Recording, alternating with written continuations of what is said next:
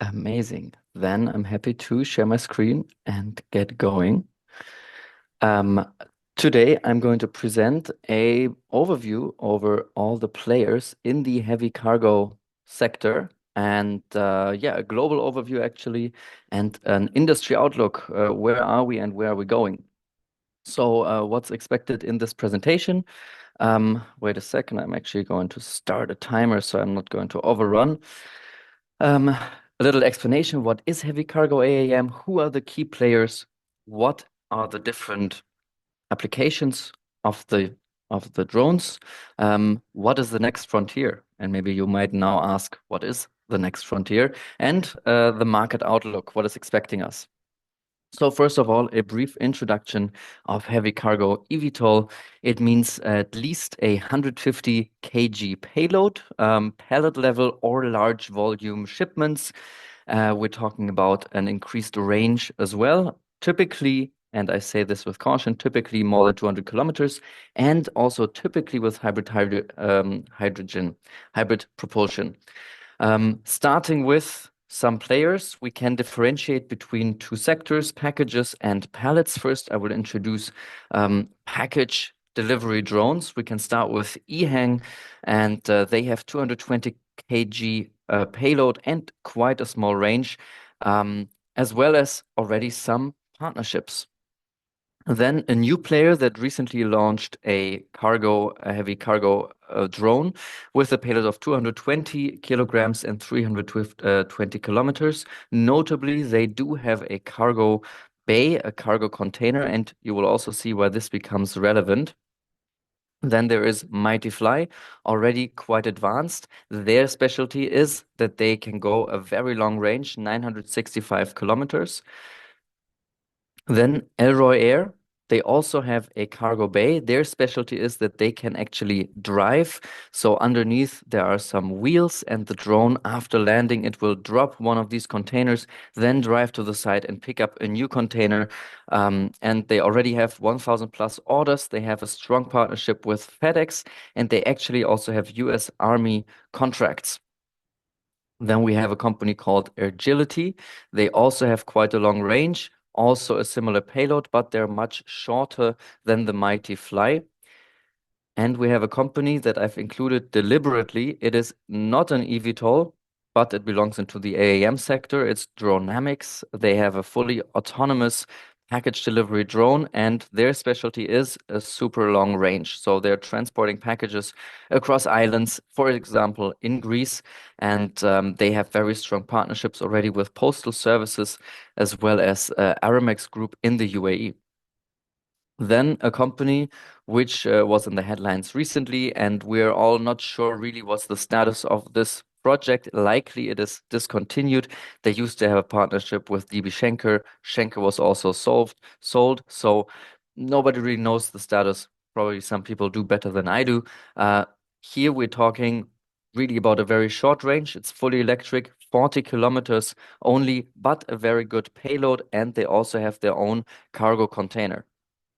Then a company that is very similar. They also have a short range, but they have attracted quite significant orders already. However, their vehicle is not special made for cargo. So their vehicle is actually developed for a one-person transport, but can be adapted for cargo transport as well.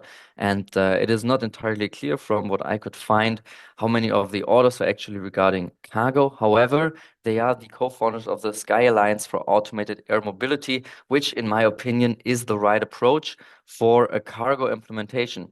And it stands to show whether this alliance will actually lead there.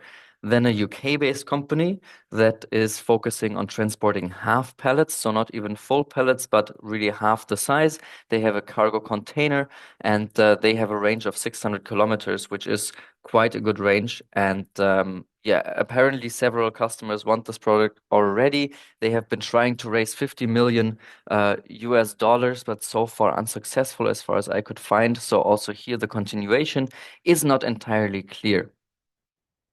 A US-based company comes next, a longer range, 1,000 kilometers. They also have US military contracts, and they have already attracted orders and letters of intents from quite reputable partners. Urban Link, they seem to purchase a lot of vehicles, and still stays to show whether they will actually go civil or they will focus fully on the US military. And then Grasshopper Air Mobility, this is our company. I'm the CEO and founder. I do count us in here as well. We have a competitive range of 600 kilometers with a 350 kg payload. And our specialty is that we not only fly, but we also drive. So we focus really on the integration with the ground infrastructure of warehouses, of ports, and of factories. We have already some partnerships with European companies as well as a cold chain software provider, and we have already obtained some LOIs as well. Then a very strong contender, Autoflight. They're a Chinese company. They already attracted 200 plus orders and city partnerships, logistics partnerships, and they're actually already in service. So here it stands to show how do they develop? How do their use cases match up? Another one is Pipistrel. They are already quite advanced in their testing as well. They have already orders, units under LOIs, also logistics partnerships, wrong direction. And lastly, I want to present Saberwing, which is also a US-based company that has the best KPIs of all of the drones I've presented so far. They have a huge payload of around 2,500 kilograms.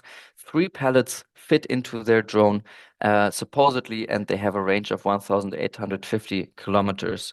They already have orders, and they also have a US Air Force contract. So let's take a look at the applications. Here is a broad overview of all of the drones that I've just presented, and you can see that we can categorize them in various, last mile, middle mile, and long range. I did not do a payload configuration because in the end, the distance, the range does determine how you can use it.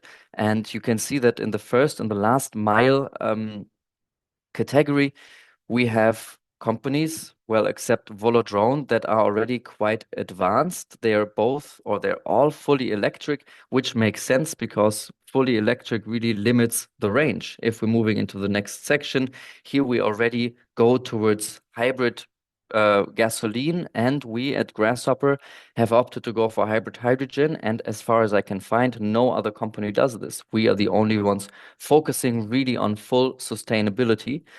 And in the long range, there we already have with Dronamics, a company that is now fully gasoline focused, not even a little bit of electricity, even though supposedly they are also working on sustainable aviation fuel integration. But it doesn't make sense from a market approach that you want to go as fast as possible. And current gasoline powered motors are available. You can implement them very quickly. So go to market here is the premise of the hour. And another thing that I really want to showcase is the cargo containers. So we have vehicles that have them and others that don't have them. And if you don't use a cargo container, it essentially, from my perspective, doesn't differentiate these drones from a further development of a helicopter. Essentially, it is a helicopter without any people. Maybe it is remote piloted, maybe it already functions autonomously. But the question really begs to come, what is then the revolution of the use case? Because any gasoline-powered helicopter typically should be able to compete with you. However, if you have a cargo container, that actually means that you can start exploring different use cases, different integrations of the vehicles into the supply chain. We can take a look, for example, at the civilian use cases. Here we have door-to-door express delivery, offshore express delivery to oil rigs. We have mid to long range emergency deliveries. And for our last mile ones, we have urban freight transport and rooftop deliveries as well. And today, very important military missions as well. So we have medical evacuation, casualty evacuation, replenishment at the battlefield, and close air fire support. So the question really is, which of these use cases has the biggest possibility, the biggest attraction, and also the biggest market value? And all of this still needs to be shown because, as we saw here, we actually only have 3 companies that have already entered into service, namely EHang, Autoflight, and Mighty Fly. So far, these are all assumptions that the industry is basing it on. So the next frontier, um, in my opinion, we need to focus on using this technology to solve real problems, not just develop a tech and then say who actually fits to that tech, but you need to start talking with the customers today in order to then say what vehicle would solve your problems. So customers first. Then you also need to say, I need to integrate with existing logistics systems. What are these systems? I really need to understand how the integration works to gain the efficiency that my solution promises. And then we have use cases that, and I mean, at the Advanced Air Mobility Institute, we always focus on this, right? Which ones are the right use cases for advanced air mobility technology? And in the case of cargo, it is high value and high urgency. If you focus on these, you will find a good niche. Then I believe you need to focus on public acceptance already from day one. You need to focus on sustainability. You need to focus on low nose profile. And additionally, a criticism that I often hear is I really like the sky. I don't want the sky to be crowded. So one question comes, how can we develop vehicles that actually blend in with the sky, that don't crowd the sky more than it already is? And then we can focus on the scalability. So I'm developing a solution, but how can I make sure that it actually is scalable? So I can, first of all, focus on the infrastructure. I don't want to be dependent on infrastructure. I need to integrate with software. Here we're talking specifically for cargo. I need a high level of automation because in the end, this is where the industry, the logistics industry is going. And I need to start in a niche and then I can focus on global adaptability. Now I want to explain a little bit what we're doing at Grasshopper. So as I explained, we're integrating autonomous flight with drive, also automated loading and recharging, trying to skip the heliports and specialized personnel in order to allow for scalable implementation. We have some innovative aspects, one of which is our cargo container, which contains the batteries inside of its walls, and it's designed specifically for Euro and US pallets. Then, why does it have the batteries within the walls? Because we also have a charging and loading station that decentralizes the charging and loading processes. So we can actually only install these charging and loading stations at client sites. They don't need their own heliport, and then we can drive inside and deposit the solution, the cargo container right there. How does it look in action? The drone flies like an airplane. It lands like a helicopter, then it folds the wings and drives inside. There it deposits the cargo container with discharged batteries with the cargo. Then it can be loaded or unloaded, automated or manually inside. And lastly, we just pick up a new container, fresh batteries, fresh cargo. We drive outside and we fly away within mere minutes. That means we're focusing on scalability. One helipad per industrial zone is sufficient in order to target all of the clients within that zone. One customer, one company just needs to install the charging and loading station, and we can drive and connect it to aerial mobility.